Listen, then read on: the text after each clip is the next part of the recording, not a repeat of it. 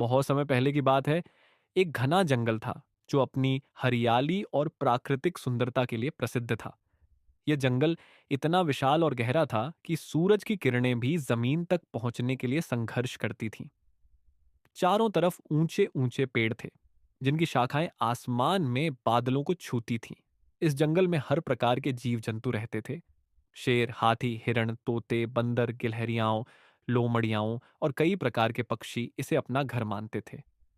जंगल के बीचों बीच एक झील थी जिसे जादुई झील कहा जाता था। यह झील जंगल की जान थी। इसका पानी इतना साफ और मीठा था कि सभी जानवर और पक्षी इसे पीकर अपनी प्यास बुझाते थे। कहा जाता था कि इस झील में कोई अद्भुत शक्ति है जो पूरे जंगल को जीवंत बनाए रखती है। लेकिन इस झील के चारों ओर एक डरावना रहस्य भी था।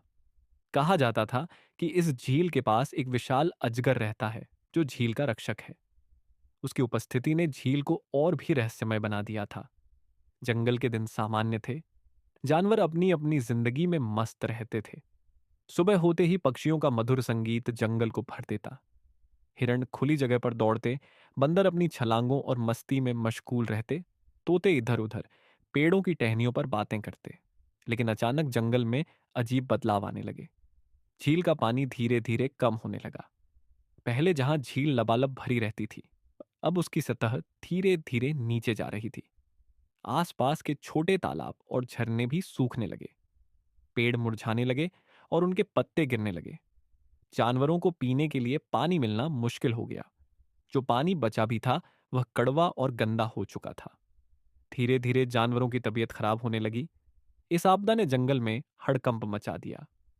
जंगल के राजा शेर अर्जुन को जब यह बात पता चली तो उन्होंने तुरंत जंगल की एक बड़ी सभा बुलाई।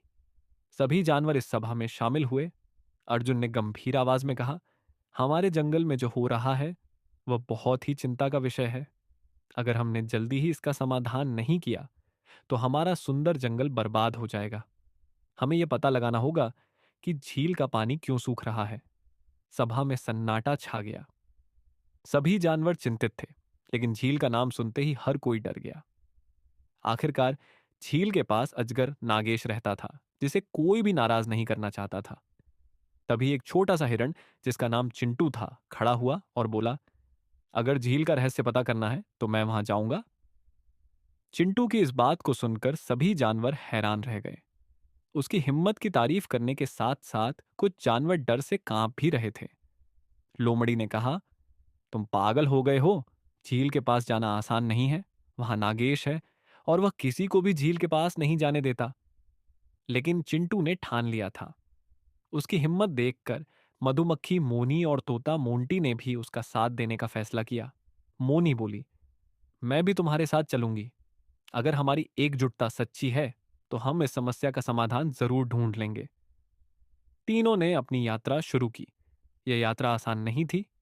झील तक पहुंचने के रास्ते में उन्हें कई खतरों का सामना करना पड़ा। सबसे पहले उन्हें एक बड़े और घने जंगल से होकर गुजरना पड़ा। इस जंगल में कई खतरनाक जानवर रहते थे। रास्ते में उन्हें एक विशाल भालू बलराम मिला जो अपने इलाके का राजा था। बलराम ने गरजते हुए कहा, तुम लोग यहाँ क्यों आए हो? यह इलाका मेरा है और मैं किसी को यहां से गुजरने नहीं देता। चिंटू ने बड़ी विनम्रता से कहा, हमारे जंगल में पानी की कमी हो गई है। हम जादुई झील तक जाने की कोशिश कर रहे हैं ताकि यह पता लगा सकें कि समस्या क्या है। बलराम ने उनकी बात को ध्यान से सुना। उसने कहा, अगर तुम सच में जंगल की भलाई के लिए यह काम कर रहे हो तो मैं तुम्हें जाने दूंगा, लेकिन आगे का रास्ता बहुत खतरनाक है। आगे बढ़ते हुए उन्हें पानी की कमी का सामना करना पड़ा। जंगल में सूखे के कारण पानी का एक भी स्रोत नहीं बचा था। तीनों प्यास से बेहाल हो रहे थे। उनकी ऊर्जा धीरे धीरे खत्म हो रही थी। तभी मोंटी ने देखा कि एक पेड़ के नीचे थोड़ी सी नमी थी। उसने वहां खुदाई की और थोड़ा पानी निकाला।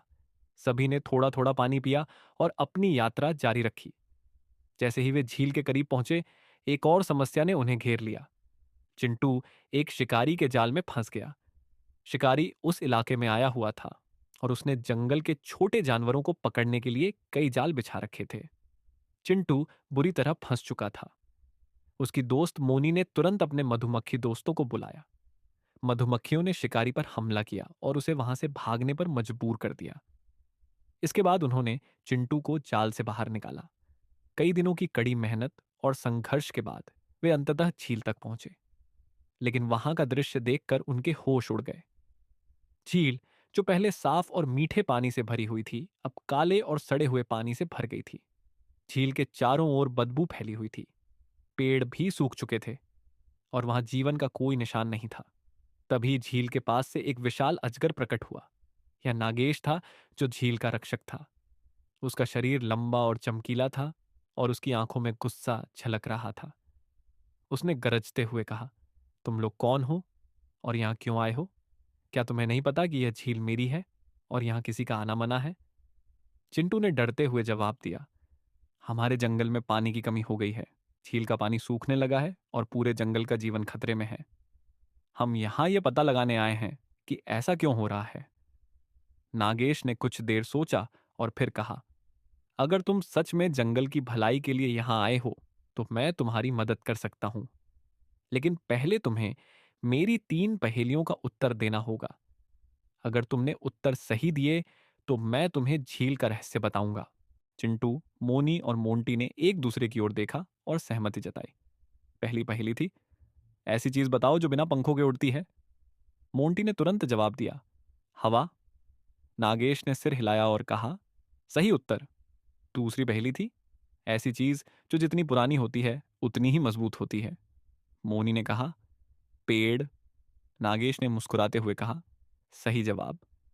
तीसरी और अंतिम पहेली थी, ऐसी चीज जो देखी नहीं जा सकती लेकिन हर समय हमारे साथ रहती है। चिंटू ने थोड़ी देर सोचने के बाद जवाब दिया, छाया।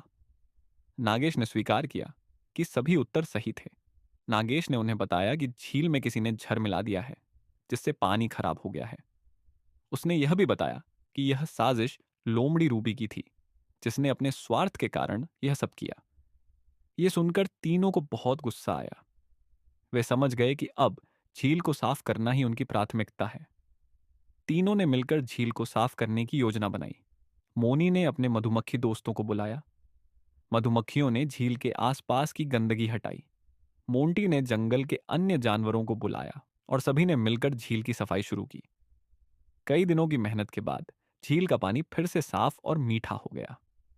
जंगल में पानी की कमी खत्म हो गई और जानवरों की खुशी लौट आई। राजा अर्जुन ने चिंटू, मोनी और मोंटी को जंगल का हीरो घोषित किया। लोमड़ी रूबी को जंगल छोड़ने का आदेश दिया गया। पूरे जंगल ने मिलकर यह तय किया कि वे कभी भी अपने जंगल को संकट में नहीं पड़ने देंगे। इस तरह जंगल में फिर से खुशहाली लौट आई और सभी जानवर हंसी खुशी रहने लगे। इस कहानी से हमें यह सीख मिलती है कि साहस, एकता और मेहनत से बड़ी समस्या का समाधान किया जा सकता है। दोस्तों, आपको आज की कहानी कैसी लगी? कमेंट में ज़रूर बताएं और वीडियो को लाइक करें। चैनल पर नए हैं तो चैनल को सब्सक्राइब करें ताकि ऐसी मज़ेदार कहानियाँ आपको मिलती रहे।